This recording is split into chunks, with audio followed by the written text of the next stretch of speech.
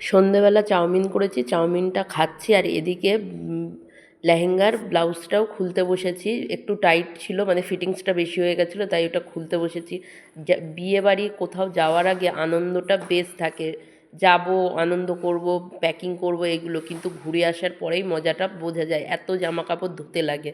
তো যাই হোক, ব্লাউজটা খোলা হয়ে গেছে, এখন করব প্যাকিং। দেখো সব জামা কাপড় বের করে নিয়েছি, যেগুলো নিয়ে যাব।